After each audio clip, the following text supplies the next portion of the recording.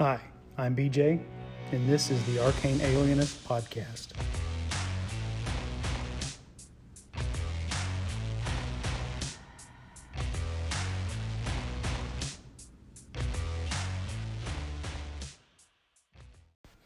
Hey everybody, for this episode I've got some quick recaps of the last 3 games I've played, including my homebrew old school essentials game for the mythic world of Erd, and then I'll have a few calls, and that'll be it for this episode. So we'll start off with the recaps this time. This Friday, I was able to return to my homebrew setting, the mythic world of Erd, where I'm playing old school essentials. We had a new player, well, actually an old player who had kind of had to drop out of the campaign early on and then rejoined Friday with a new character. So we added a new fighter to the group named Doncha, I believe is how, Doncha. I think it's Doncha. I don't know where he got that name, but anyway, a human fighter. So when we left off last time, the group had been finally retained by the Castellan of the trade keep to they've got 2 lingering problems that they've identified. One, the goblins had made all this gunpowder and it had gone, they don't know where it is.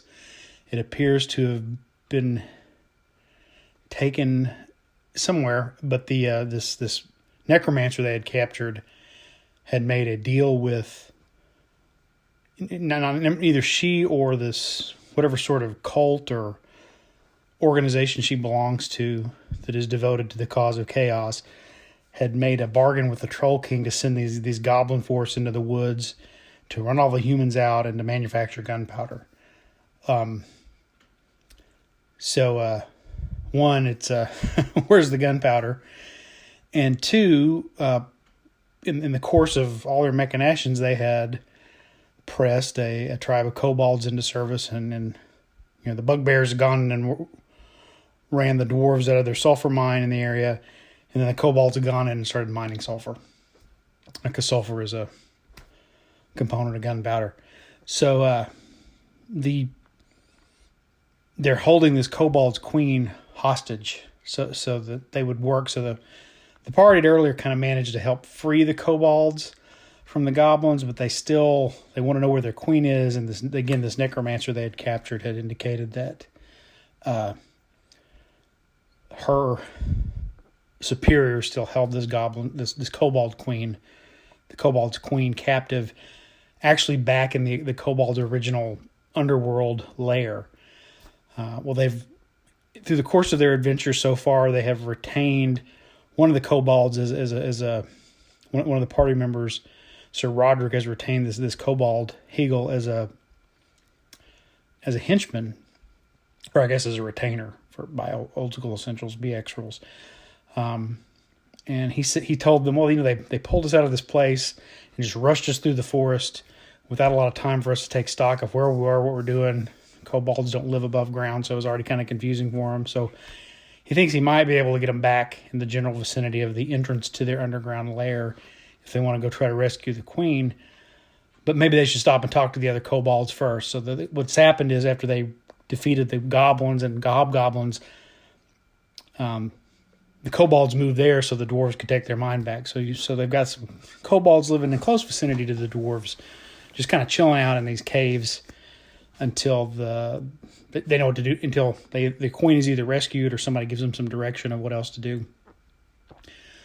So they decide, well, first we're going to head and talk to these kobolds and see what we can find out. But when they get there, there's no kobolds. The place has been abandoned, and they can see footprints. It says they kind of look around for footprints and tracks of what it might have. It looks like there's just a large mass exodus back towards the sulfur mines. So they go in and poke around in the cave to see what's happened, and they're ambushed by 3 bugbears. And they do manage to defeat the bugbears. They kill 2. The third one fails its morale check and surrenders. And in exchange for being let go, it agrees to answer their questions. And it confirms once again, we don't really have a vested interest here. The hobgoblins, goblins, bugbears are all, again, the Troll King is this sort of dark fae creature, entity, demigod kind of figure that's been. It's their god basically. Even though they're no gods. I mean, he's an archfey. They got banished from the other world. But he does bargain with people, as archfey are apt to do, and so again, this human cult of chaos has made some kind of bargain, which the bugbears and the goblins and everybody, they don't really know what the bargain is. They don't care. They just know they were told to come here. So these bugbears are in here just making sure there's no any gunpowder left over, which there isn't. So he says, well, I'll tell you where we've been taking the gunpowder. There's a cave where we've been taking the gunpowder and where the bugbears have been kind of hanging out. I will tell you where that is if you let me go. So he gives them directions there, and they let him go. And then they proceed to that area, and that's kind of where we left off. We had a kind of a short session. One, we were kind of getting a new character set up in Fantasy Grounds, and I think second of all, it's the first game back in several weeks because we hadn't played since early December, so everybody was still kind of wrapping their head back around, trying to pick up on the plot threads and get get oriented and resituated to where we are and back in the flow of things. So it wasn't a long session, and it was also a session of a lot of people kind of deliberating on what they wanted to do and trying to figure out what the next plot was. And I think it was because they had just dropped the plot threads, which is not anybody's fault. We just hadn't played in that long. So I'm hoping it'll be a little more dynamic next time when they get to get into this place where the bugbears told them, well, we've stockpiled the gunpowder in there. When they came up, and what they noticed is there's a couple of caves with just kind of open cave entrances, and there's one where there's been some stone masonry and a door put up, which they suspect based on the bugbears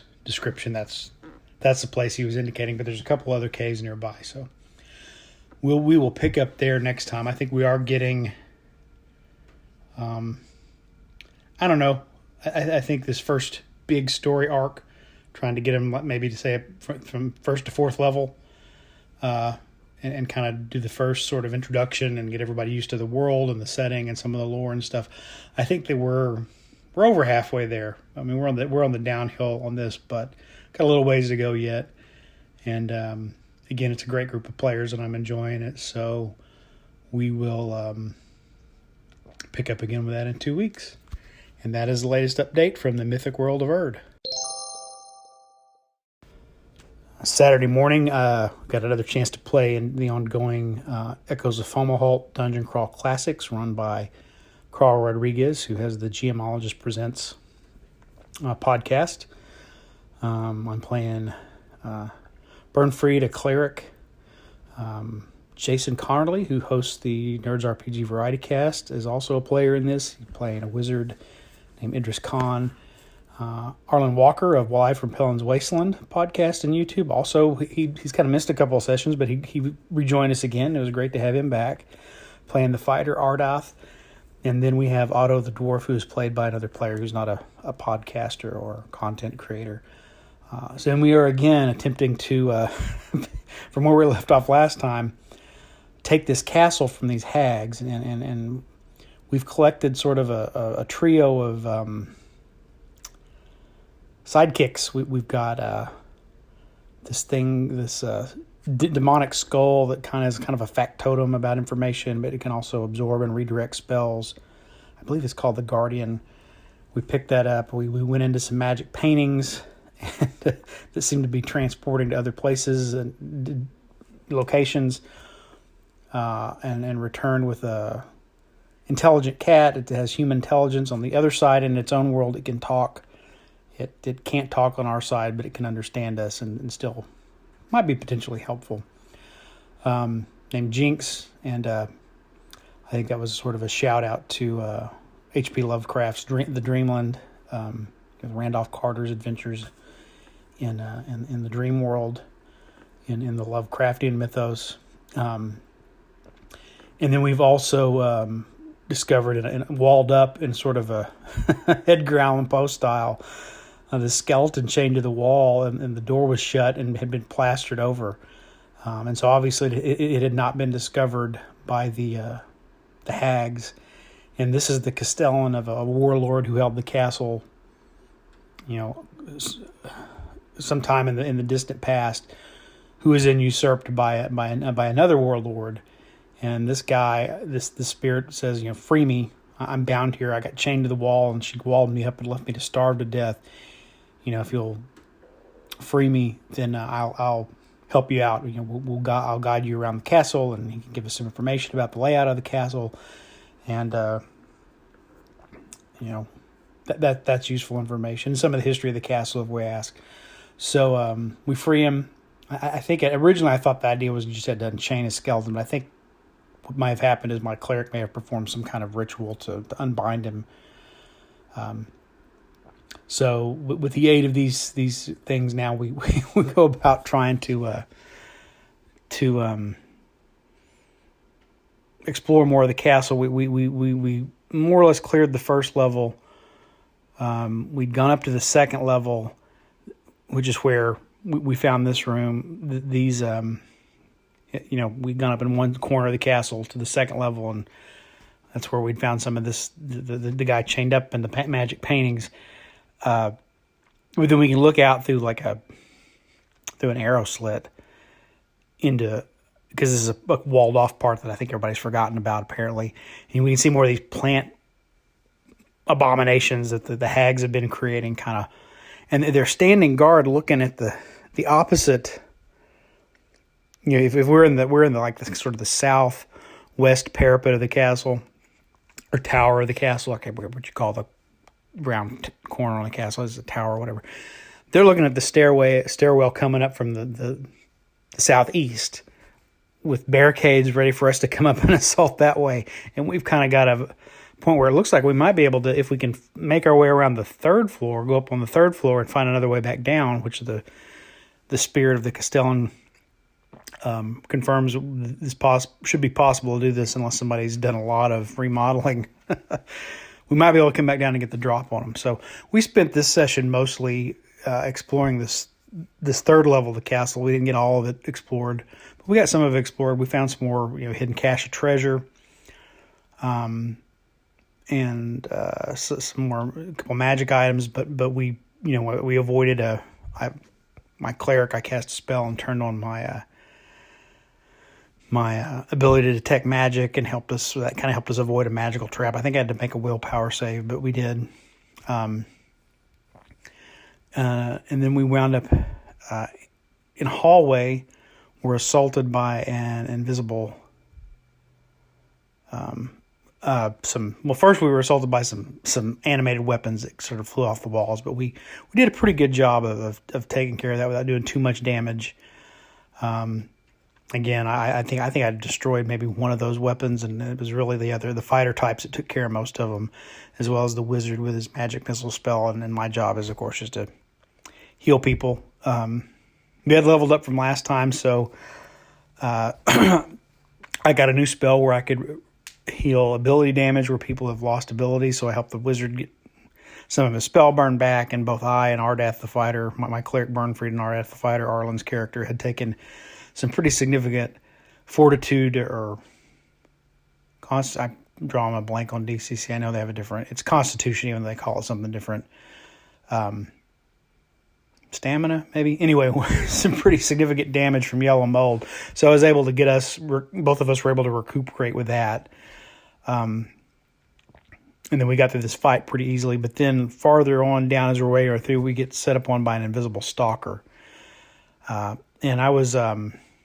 had one of the items I had picked up previously was a hat chasing one of his character, even though it's a wizard's hat. So it gives me a bonus on my spell casting rolls, but it also gives me access to all of the wizard cantrips. And what Carl ruled was, since I'm a cleric and not a wizard, I would just have to make an intelligence check to be able to pull off casting one, which I was able to do. So this invisible stalker comes around the corner, and I cast Prestidigitation, which allows you to do minor magical effects. And then one thing that the effects you can do is you can either clean or soil something. So I said, well, I want to soil it. So he said, well, all this dust starts clinging to it from the floor of the castle, and it's effectively no longer invisible, so there's no penalty to see it. It doesn't get any kind of bonus to attack us because we can now see where it is and where it's moving, which helped ultimately everybody else take it out. Again, I didn't manage to do any damage to it, but between the other, the fighter types attacking with their weapons and Jason using his spells on it, they pretty much took it out. You can hear another brief recap on Jason's latest Nerds RPG Variety Cast on Carl's show as well. Jason always does his recaps in character and always claims that Idris was the most important person no matter what happens. In this case, Idris really did probably put out most of the damage of everybody because he picked up a new magic missile spell, and it was really, he rolled some pretty good rolls and got some really powerful spell effects. So that's where we are. We're still exploring this castle, and we're trying to figure out at this point, because we've killed 2 of the 3 hags, we've killed several trolls, including this giant, troll kind of boss creature, and it's not like we haven't suffered any damage, but it's mostly been the goofy traps and hazards in here that have done us damage, not the monsters. I'm starting to wonder, is this last remaining hag gathering her forces to just unleash hell on us, or is she kind of hiding in a corner because we keep stomping everything in our path? Please, Carl, when you hear this, don't take that as a challenge to make it worse. I'm kind of halfway joking, but I'm kind of wondering. I mean, it's a good party. It's not like we've not had people drop to 0 hit points and haven't had to hold up and heal from some pretty serious damage, but we've also, I think, held our own with the monsters in this castle. So anyway, I'm having a lot of fun. I really like Dungeon Crawl Classics. It's a fun game system, and it's a great group of guys to play with. So that's it for Dungeon Crawl Classics Echoes of Fomalhaut. Monday night, we had our second session for Age of Ashes, which is a Pathfinder 2e adventure path, with some of my local. I say local. We're spread out across Oklahoma, but they're the guys I've played with for years now, for the most part. And so we had previously been retained by. We were trying to get hired on as adventurers. There was this elderly goblin lady who wanted someone to go check on her tribe.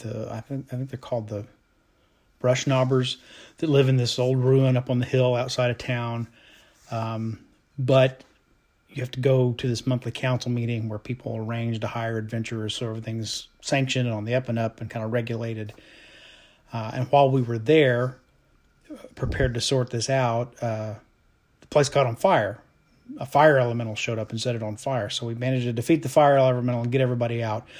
So some residents of the town had identified a young spellcaster who had summoned the fire elemental, and that guy was arrested. But at the same time, as this is all going on, we all get outside and make sure everybody's okay. Out in the distance, in this hilltop where these goblins live, we see smoke and orange, kind of the indication that there's a fire out there. So we head that way. When we get there, we find the goblin woman who had wanted to hire us is there as well.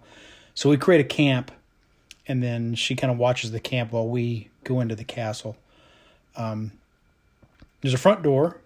We thought, we're not going to the front door. So we kind of walked around the periphery of the castle a little bit and found a place where the wall had collapsed and crawled in there. And I think we managed to bypass maybe a lot of what is intended to be the initial set of encounters for the adventure, because we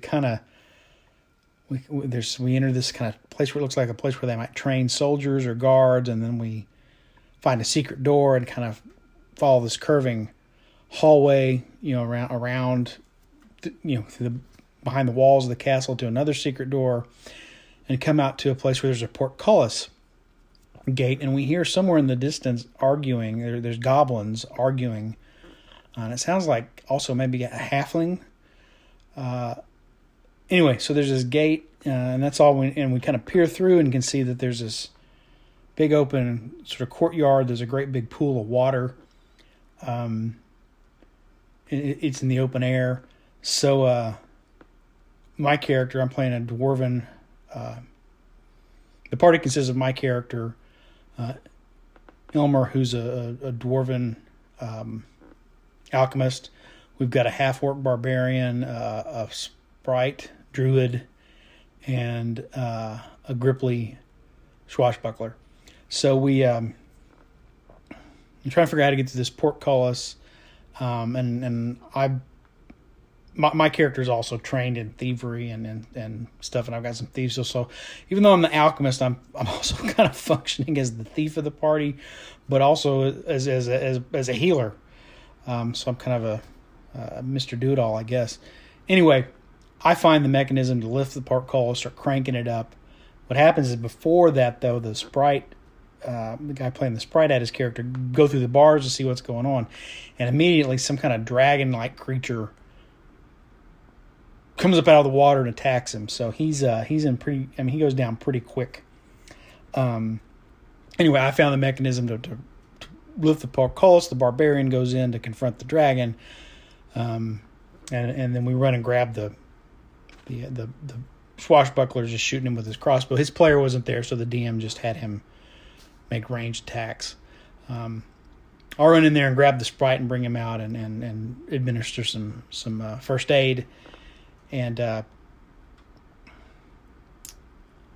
barbarian also, if the dragon breathes some kind of noxious fume and makes him sick, and almost drops him as well, he's able to back out of the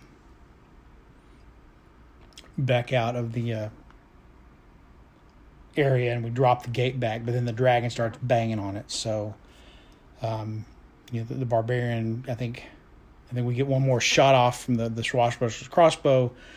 The barbarian pokes it with a javelin.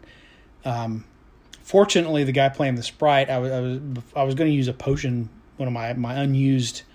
Alchemists, you have so many potions a day, and some of them you can save to where you can spend an action to just whip up a potion on the spot. Some of them you can dedicate into pre-made. So that you can use them instantly. So I had 2 alchemist fire and 2 that I had left undone. I was going to go ahead and use one of my unused set of reagents to create a healing elixir, but he managed to stabilize, on his own with his saves. As when you drop to 0, you go to like a death condition. He got hit with a critical, so he's at death condition, dying 2, but then he successfully rolled on the next round to go to dying 1, and then I was like, well, I'll administer a potion next time. But he stabilized himself. But this dragon thing is about to pound through the gate. We done some damage, but it was still there, and I thought, well, here we go. So when it came back to my turn, I hurled my first alchemist fire and missed through the gate. The second one I hurled, even though I'm at my second attack with effectively no attack bonus, I rolled a 20 and got a crit. So I just set this thing completely on fire and did away with his last little bit of life. That was awesome. And then used my remaining, unused reagents to go ahead and administer a healing potion. I'm also trained in medicine, so while we're able to take a rest, I was able to kind of apply first aid to both people and get them some hit points back.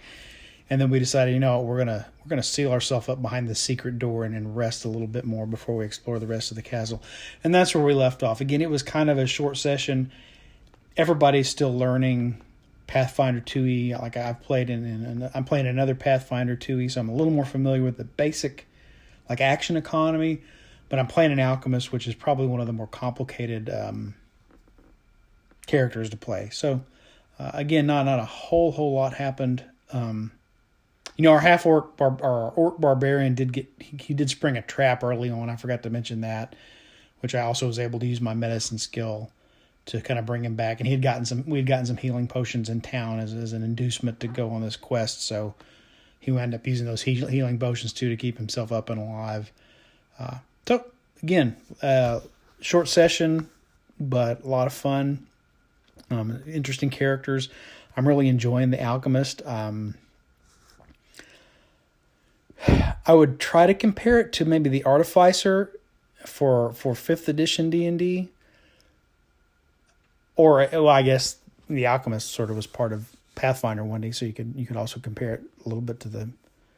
I don't think the Artificer in 3rd edition D&D ever really fit that Alchemist role the way it can in 5th edition, but I think they're very different. I think they're maybe brothers in spirit, but they're not the same class the way most of the other classes in Pathfinder are a Pathfinder version of a recognizable D&D class. I think the Alchemist is similar in spirit maybe to the Artificer, but it's not an Artificer. It can't do all the things an Artificer do, and it can do some things that Artificers can't, it seems like. So I'm enjoying it. I really like it. It's a good class. So we will be playing it next week, and I'll have another update. All right, and now I've got a few calls from some friends and fellow podcasters, so let's get into those. Hey BJ, it's your boy Arlen Walker. I know I have not called in recently, but I wanted to say that I really enjoyed your Hyperborea and more Pathfinder episode. Great to hear that you are playing some fun games, and great to hear that you had a lot of fun with Hyperborea, which is a game that I really enjoy a lot.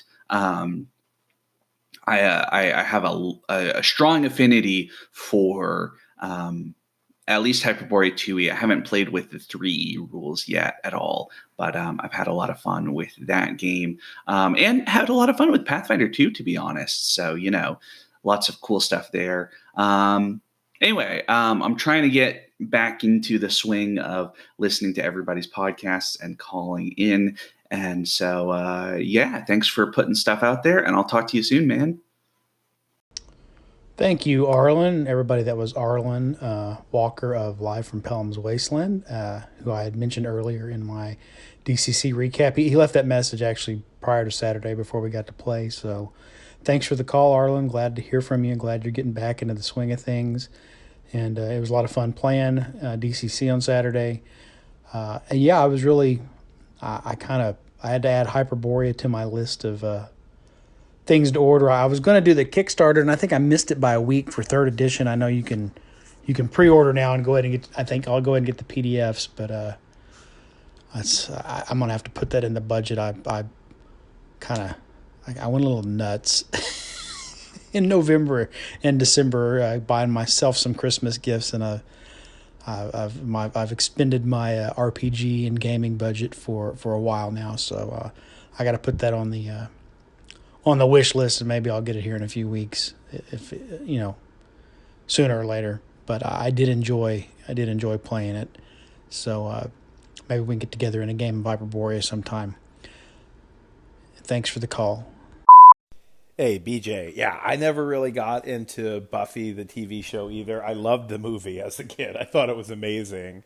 I watched it a bunch. But as far as the show, I just never got into it. But in speaking with some folks that love the show, I hear that skipping season 1 isn't the worst thing in the world. I guess season 2 is where the show really starts to find its legs, and like the whole overarching story starts and everything. So I don't know if you're looking to get into it. From folks who love the show, they say skip season 1. And yeah, as far as Joss Whedon or whatever, yeah, he's a tool shed. But that show, I want to get into it, so maybe I'll end up watching it sometime. And then, is grouping everything in 10s arbitrary? I don't know. We got 10 fingers, and that's probably where that started. So, yeah, I don't know, man. Peace out. It was Joe Richter of Hindsightless. Thanks for the call, Joe. Yeah, it's man. There's something about Joss Whedon that has always made me think, that guy's a little full of himself and maybe kind of a little bit of a dick. But God, he is such an amazing writer, as far as TV shows, movies, comic books. He wrote one of my all-time favorite story arcs for X-Men, the original, Astonishing X-Men comic. Just it's one of my favorite all-time comic book stories. With some of my favorite, particularly some of my favorite characters. Wolverine and Beast are two of my favorite superheroes, but it's a shame that he turned out to be such a, asshat in real life. And I guess he's paying for it now, but it's a shame that apparently a lot of people had to endure some pretty awful behavior and abusive behavior from him, try to get their career started. So, but anyway, that's neither here nor there.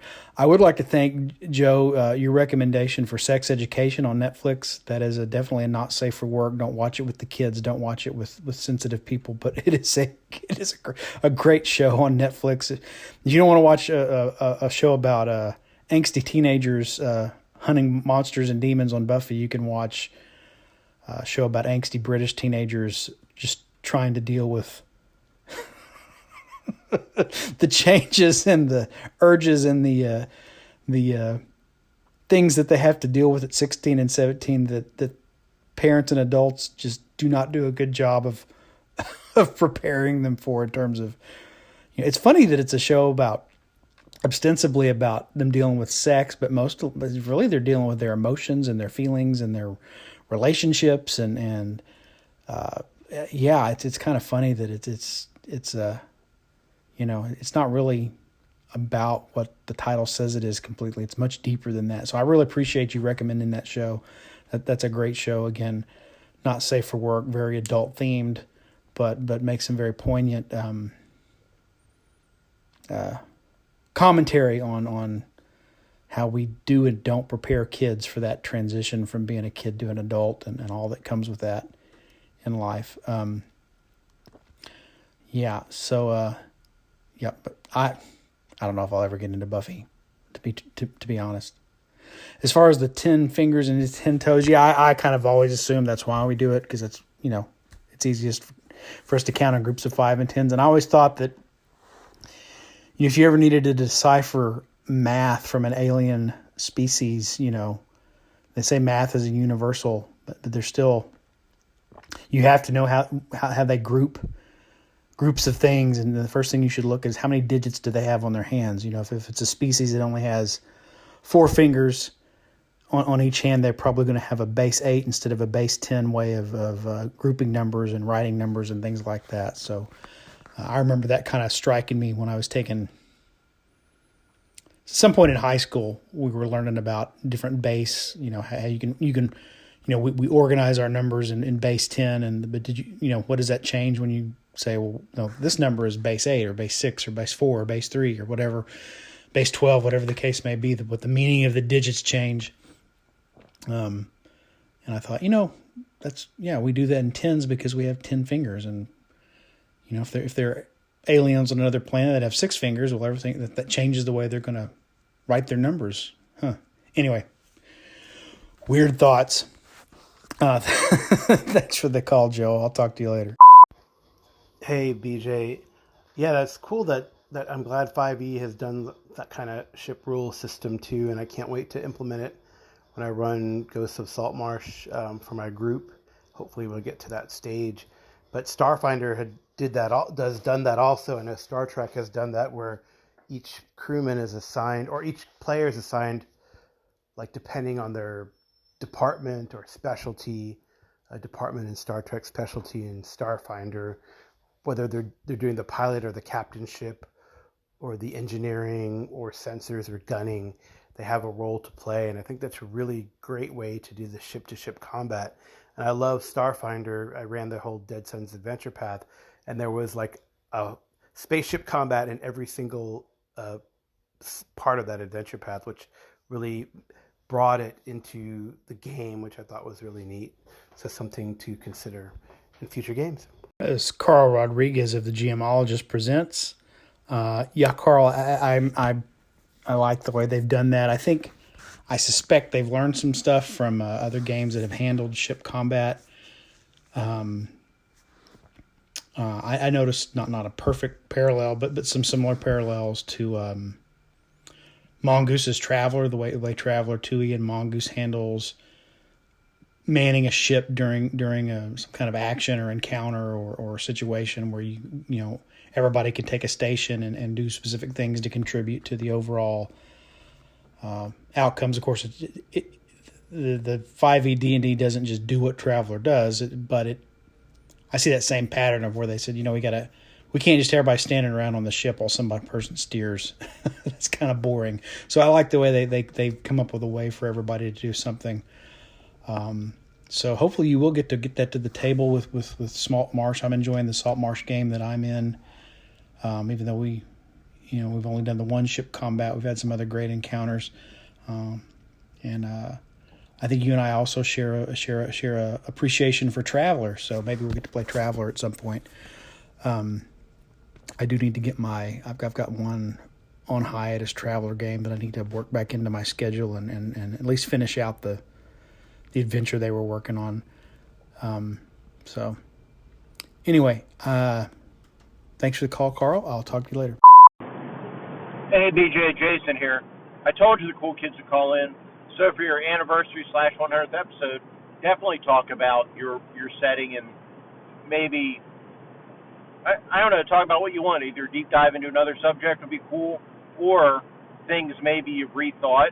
Are there things you want to double down on that you wish you'd done a little bit differently, or things that you want to evolve out and get more deep into? Have your players take into your world, and I don't know, just talk about how your world's actually worked in the game, and that kind of thing. Yeah, okay. I'm just rambling, so I'll shut up. Hey, Jason, that's Jason Carnley, of course, of the Nerds RPG Variety Cast. Thanks for the call. You can call and just ramble on anytime you want. I enjoy hearing from you. I think you're. I think. I'm probably gonna, for the 100th, I'm gonna pull out something about maybe a recounting of everything we've done on my world building so far, and maybe add a new lore segment in there as well. I think we're long overdue for that, but or I may break that up, and we'll see what kind of happens in the next week and a half or so, as I zero in on episode 100 and the 1-year anniversary of starting the podcast. So thanks a lot for your call, and I really appreciate it, and I'll talk to you later. Oh, and that'll do it for this episode. I want to thank everybody for listening. I want to thank everybody who was involved in the games that I recapped. Had a lot of fun in all of those. I want to thank my callers, Jason Connerly, Carl Rodriguez, Harlan Walker, and Joe Richter. Be sure and check out their really good, they've all got really great podcasts also here available on Anchor. So, and Arlen also occasionally does some YouTube videos as well. So check out all their stuff, and I'll be back at a later time, heading for that big 100. So take care out there. Thanks for listening. And that's it for this episode of The Arcane Alienist. I want to thank Dave Bone for the cover art that I use for the episodes. Check out ironseer.com. And the music is Come and Get It by Scott Holmes Music.